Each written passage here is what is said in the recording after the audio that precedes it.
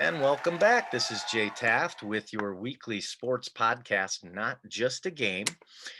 We've been reaching out throughout this entire pandemic era for this season of podcasts, and we're trying not to just keep it what's happening on the court and on the field. We're looking to get the stories of our local athletes and what they're going through and what they're doing, as well as kind of fitting it with the times. And these are some strange times we've been going through, and there's a lot going on out there. This week's guest is I'm really excited to get this young lady on. We have Madi Hecox, a former Rockford East star basketball player, star softball player. She probably starred in lots of other things. Um, and then she went on to RVC and was a star basketball player and probably started lots of other things. Softball as well, right, Maddie? Yeah. Okay, so I don't want to leave anything out. And now she's moved on to Southeastern University in Lakeland, Florida, and she's on the basketball court. The NAIA is playing hoops, and she just had her first career double double not too long ago. So not only is it good timing to get her on for to talk some basketball, but Maddie, you went through some serious stuff a year ago with your heart, and it's just such an incredible story. I had to bring you on. I really want our listeners to kind of hear what you went through, the miracle that is Madi Hecox right now, with you still walking around, not only walking around but playing basketball.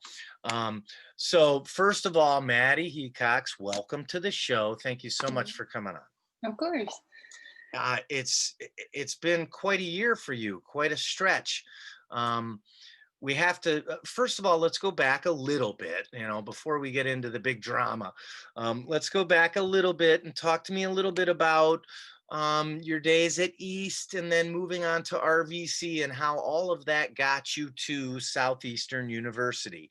What do you take from those days, those high school days of athletics, and then moving on to RVC? What did that do for you as a person and as an athlete? Um, Sports have obviously been a huge part of my life. I started really in middle school, but I think basketball's in high school is where I found a true passion. And I think just my teammates throughout high school really had instilled that love of the game. And just the success, especially towards the end of my career at East. We had a pretty dominant team, and we kind of beat odds, at least for Rockford Public Schools, and had a postseason run. And I think just having that opportunity to represent Rockford and represent the Rockford Public School District with girls who all were striving to complete kind of the odds against East had really driven me. But my heart had always been with softball, and since I was 9, that was like my sport. And so when it came to playing in college, I actually just wanted to play softball. At least my senior year. So I wasn't really looking to be recruited for basketball. And one day, I don't know, I was like, I'm just going to go to Rock Valley. I didn't know really what I wanted to study. And if I was going to Rock Valley, I got the opportunity to live at home still. Definitely a homebody, definitely very family oriented. So going away was scary.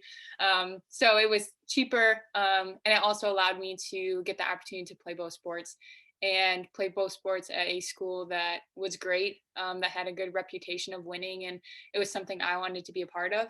And so I obviously played basketball and softball, and basketball kind of just skyrocketed, and I exceeded kind of any expectation I set for myself. And so I really think that kind of established my heart for basketball. And so into obviously we won nationals for softball, and so it was exciting, and I was very grateful to have been a part of it. But I think towards that following through, my heart was still with basketball. And so leaving Rock Valley, I only had any recruitment open for basketball, and I obviously committed to Southeastern. I had different other schools that I was like waving between just because I still didn't know if I was ready to go away. I was obviously living at home for even the first 2 years of college. And so I was like, Florida is so far away. Like, I don't know if I could do it. My family's super far away. But I love the school. It's a faith-based school, and Coach Hayes, I had a good relationship with him. I talked to him for since my freshman year at Rock Valley. So we had developed a good relationship. And so I got here, and then a few weeks in, I kept bumping into the softball coach, and I was like, "This is definitely like a God thing. Like, I don't think this is an accident." And so I just went up to her and I was like, "I'm Maddie. Like, I played softball at Rock Valley. Like, basketball is where my heart is, but I wouldn't be afraid to continue to pursue it, even if it's for kind of not like recreational, but like for fun, because I'm being a part of something. I do love softball, but my main priority would be basketball here." And so I talked with her and she's like, "We'd love to have you." Like, so I went out and she's like, "You can be a part of our team." So last year, COVID cut that short. And so I only really got the opportunity to pursue basketball here. But this year, hopefully once basketball ends, then I'll fully be able to commit to softball and do both here as well. Incredible. And I mean, RVC's softball and its women's basketball programs have just skyrocketed. I mean, they've just gone through the roof. I'm assuming that people know that even down at Southeastern University, they probably knew about the RVC programs and what Right. you've been going through, right? Right. Yeah, definitely. I think also just like the coaching staff that I had the ability to play for at Rock Valley definitely contributed to the success, obviously, as a program. But I think it's important just for coaches, like they were so intentional in developing us as people, and sports aren't forever. Obviously, like some people have intentions of pursuing it like past college, but I think Coach Monroe and Coach Opat like definitely built me up as a person because they understand the importance of growing outside of the court or outside of the field. And I definitely think that has contributed a lot to my growth, not just as an athlete, but as a person as well. You have to get ready for life too. Right. Get ready for the next game and life. I mean, that's just what it is. The good coaches know that. Yes. So you showed up at Lakeland, Southeastern University. This would have been leading into your junior year, right? I assume you showed up to start your junior year. Right. Um, kind of walk us through what you went through there. Did you get started in your sport first, or was there um, did you did you have the heart test right away? Walk us through what happened there early on. Yeah. So there was like your typical testing that you had to do kind of before you start any sport. So prior to actually coming out of Florida, I did the like physical paper copy where they ask you questions like, do you have trouble breathing when you exercise? Do you have chest pain? Like normal stuff. And I mean, I've played sports my entire life. So I was like, nope, nope, nope. Like the whole entire thing I went through. And I was like, I've never had an issue. Never. And so we got down here. So I obviously had passed that test and we were practicing. I think it was probably, I got down here mid August and it was probably the first week of September. So we had practiced like 2 or 3 weeks.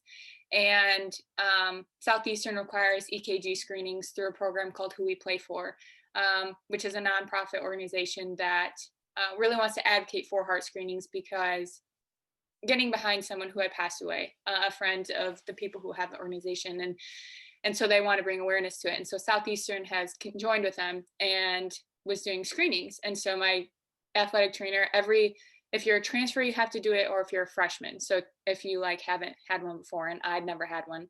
Hmm. And so all the athletes were doing it. And so I walk in and I do it. They just connect like 10 leads to your body and run it. It's like not even a 5-minute test. Like it was over. And so they like it tests your heart, like your rhythm and the electrical impulse of your heart. And so I left, and like 2 days later, I had a meeting with my coach, unrelated to my heart. I was actually going to talk about softball, but he's like, "Oh, the trainer BJ is going to sit in with us." And I was like, "Okay." And so I went to the training room and I thought it was like maybe to have like a third person in the meeting, like no idea. And so BJ had told me, he said that my EKG had come back with something called Wolf Parkinson White, which is also known as WPW. But he was like, "We don't know. It could be like a hiccup." And so the whole time I'm like, okay, I'm sitting here and I'm like, it's definitely a hiccup. Like I've never had any symptoms. I've played like sports my whole life. Like I've never, ever, ever would have guessed that I would have had something wrong with my heart. So the whole time I'm like in denial because I'm like, this is definitely a hiccup. And so from there, we just had to do further screening. And so I had to do see a cardiologist and do another EKG just to confirm that it wasn't a hiccup. And so once I went to the cardiologist and he had confirmed it, I walked in and he was like, "Do you know when healthy athletes just like drop dead?" And I was like, "Yeah." And he's like, "That could have been you." And so I was like, it was kind of like a reality hit. Like, I never had a symptom. I was completely asymptomatic and my life could have been over doing what I love. And I never would have ever known had I not had an EKG. And so then from there, I had to do like a stress test and an echocardiogram just to ensure the structure of my heart was fine. And then to determine if I was a low risk or high risk for cardiac arrest. Because WPW, like you could live with it, but being an athlete, I'm more at risk of cardiac arrest. So it was to determine like, is the surgery necessary, or is it, I guess, okay if I were to continue playing? Are some cases like worse than others? Is it something where if it's mild, you could have just left it alone, or is it Um, I don't necessarily know if it's like some is worse than others. I know in regards to like the surgery, sometimes the spot of like where the extra impulse is going can be harder to get to, which would require like more surgeries, or like some people don't pursue it like further in sports because they don't want to risk it. But yeah, so I was obviously at high risk for cardiac arrest. And so it was just a cardiac ablation. And so they went in and like cauterized the area where my extra electrical pathway was traveling to. And then it was like about a 2 week recovery. And I was able to like go full into it. Obviously I was out, like the testing took a while. So like getting back into shape was a little bit challenging, but in regards to like my surgery and like my heart and stuff, my heart was like, I felt fine. It was more so just letting the incisions heal, um, and then being able to compete. what type of was it like an open heart surgery? I mean, I know it's different nowadays Yeah. the way they can go into things. What was No, it was a cardiac ablation. So they went in through my groins, with like a catheter type thing, and that? then just maneuvered it up. And then, Incredible. yeah, Oh my gosh. Um, so no big incisions on the down, the big thing down the chest, which you no, used to always see for people right, that had to go right. through stuff like this. Just incredible. And did they come right out of the procedure like, hey, it was a success. We know what we did, or was it like, let's see what happens kind of thing? No, for me, I was very blessed just to have one surgery.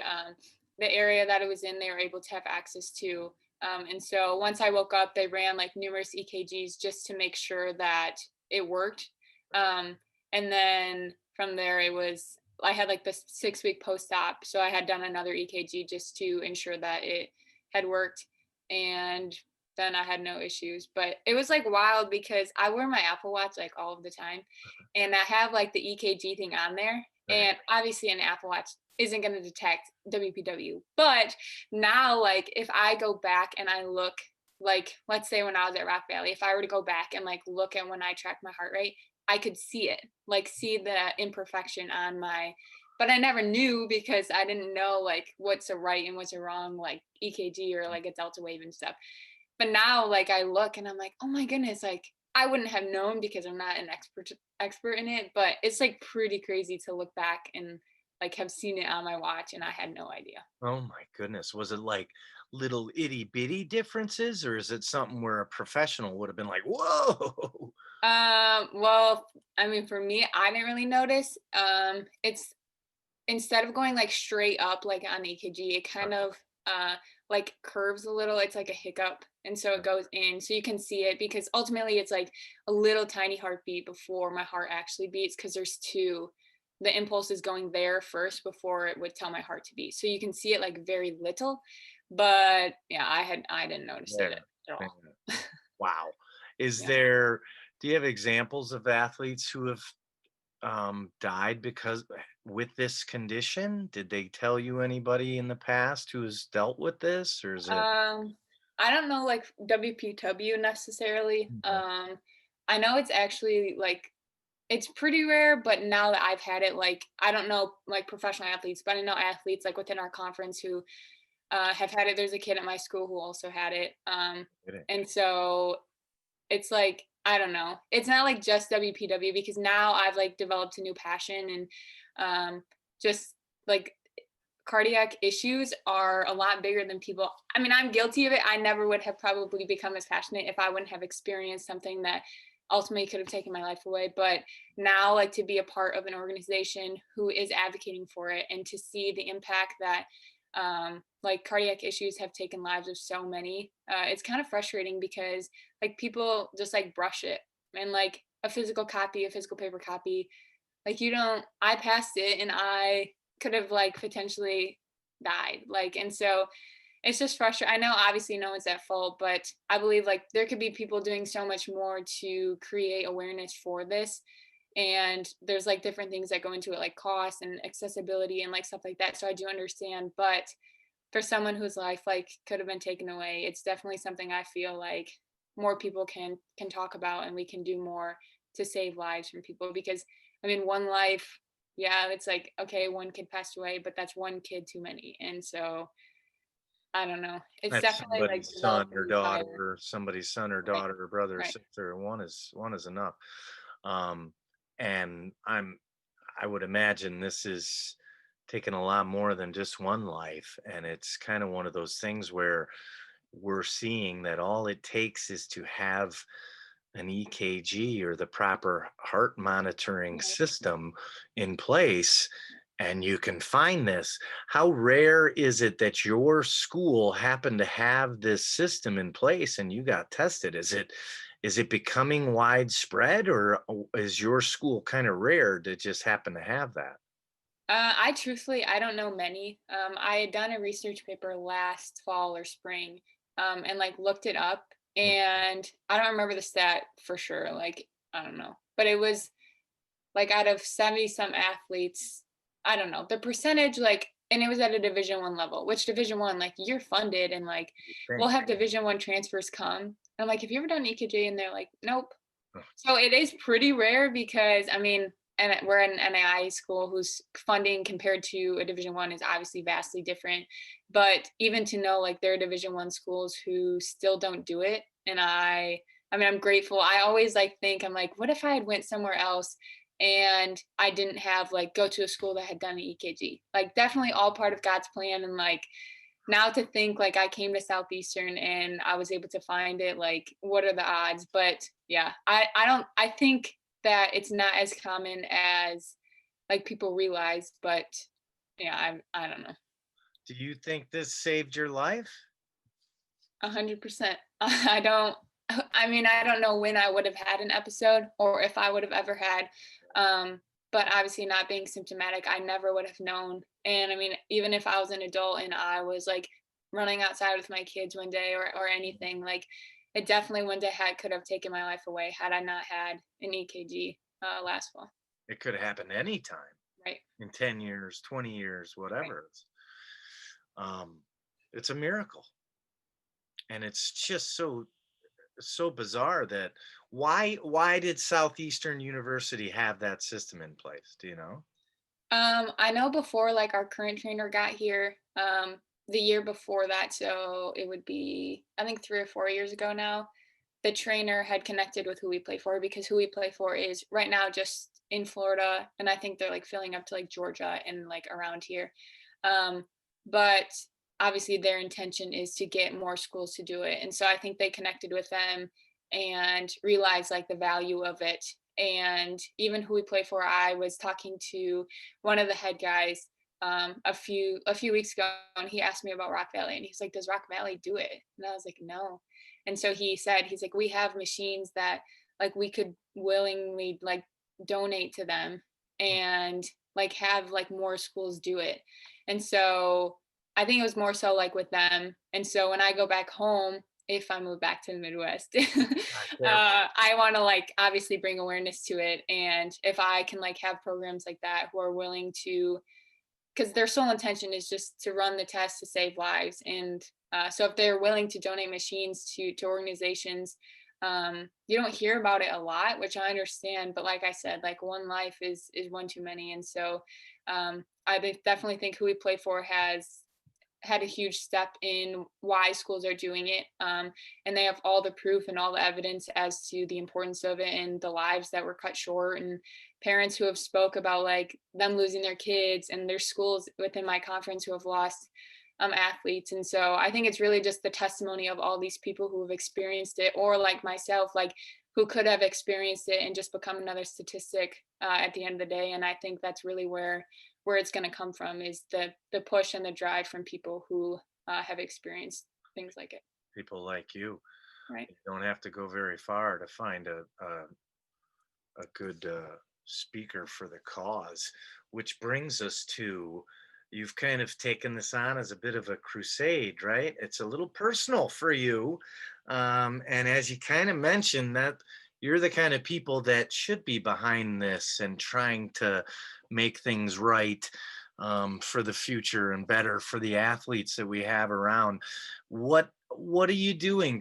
Give us an idea of how you've taken this to heart and what how you're going to try and help.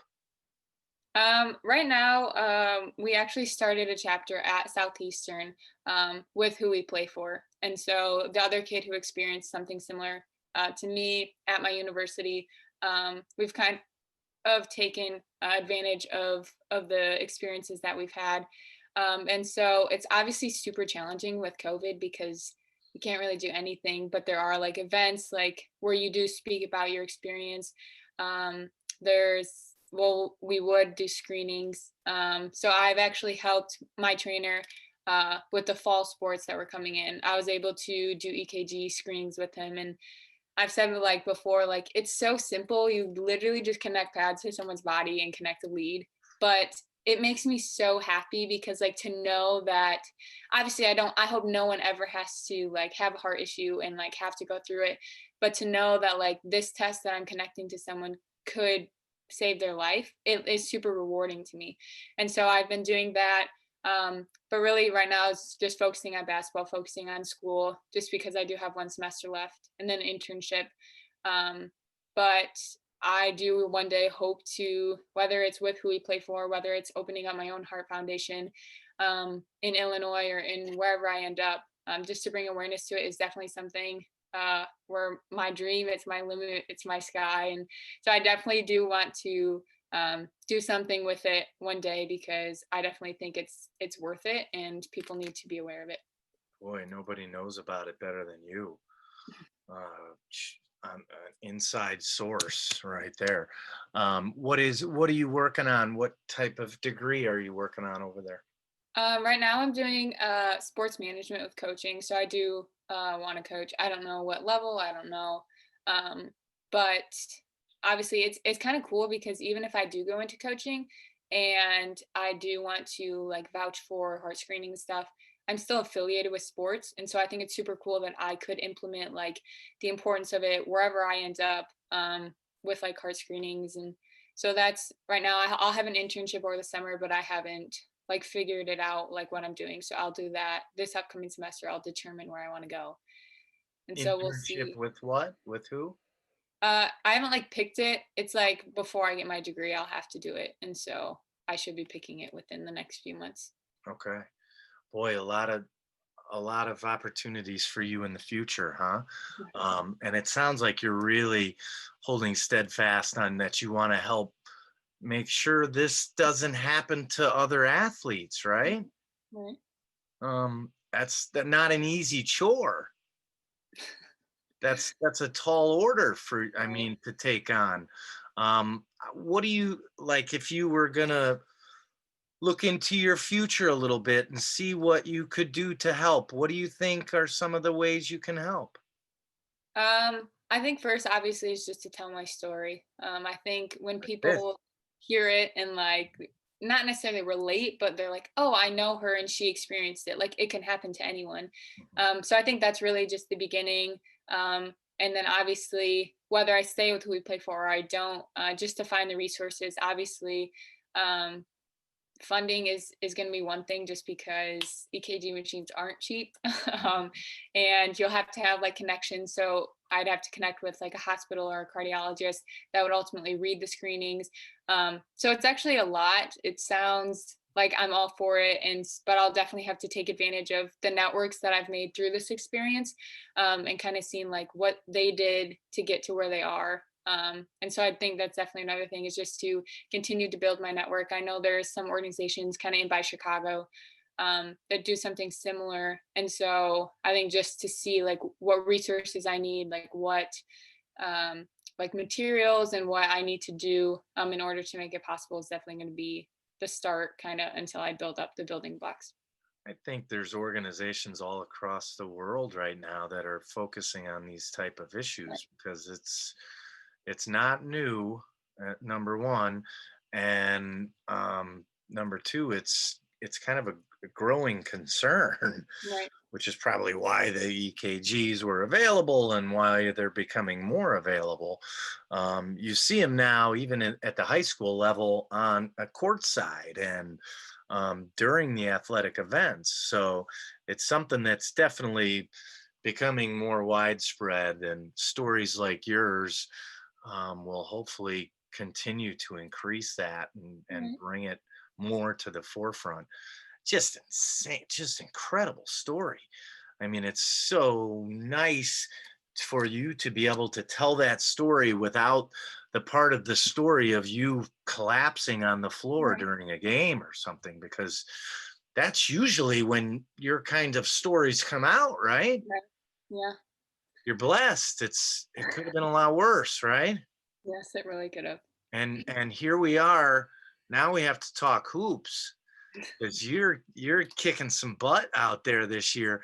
I know I just noticed you just was that your first double double? It was my second one at Southeastern. Okay, sorry about that. We're No, gonna it's make sure fine. we can't shortchange you here. But you're a 5'9" shooting guard. What are you doing getting 10 rebounds? uh, they just come to me, I guess. That's quite a stat line. 17 points, 10 boards, 6 of 7 from the free throw line. You had a 3-pointer, 4 steals, couple turnovers, 2 turnovers. That's no big deal. When was this? This was on the 30th. This was what, New Year's Eve or something? Yeah, Okay. somewhere around there. You've had a few games since then, but I did see you guys are 9-2. You got something rolling over there, huh? Yeah, we do. Talk to me a little bit about what it's been like working your way back into play. Do you have anything in the back of your mind that makes you think of your breathing or anything, or have you been able to kind of focus on the game? A lot of it's really just been focusing on the game, just because obviously I was cleared by a medical professional, and so I'm going to trust him. There's mm, a little bit of concern, just like with COVID, obviously, and the rumors around like myocarditis and how it can affect. But I've always tried to not live my life in fear. Obviously, God has a plan, and He saved my life once. And if it was my time to go, obviously I'm going to trust in that. But really, it's just been my focus on basketball and just being able to obviously pursue. And there's kids who've lost their lives and don't get that same opportunity, and so it's something I'm definitely taking advantage of. I obviously have learned numerous times throughout my life that life is short, and whether it's with myself or like people close to me, um, it's it's an opportunity. Even with COVID, there's so many schools that don't get to do it, and so even if we obviously don't know like how it's going to affect our postseason and stuff, but just being able to continue to pursue basketball, to create relationships with a team, is definitely something that I've taken advantage of these last few months. And whether you want to be or not, you're kind of a spokesperson here for heart ailments or for EKGs needing to be available. You've kind of been thrust into that position, but it sounds like you're gonna be a pretty good spokesperson for that. You really have a good head on your shoulders. You can have a good way of looking at it. I think you can help a lot of people, which is really cool. I mean, that gives you a purpose, right? It gives your life Right. a little more of a purpose now. Yes, for Yeah, sure. and not everybody gets that and gets that opportunity to help others.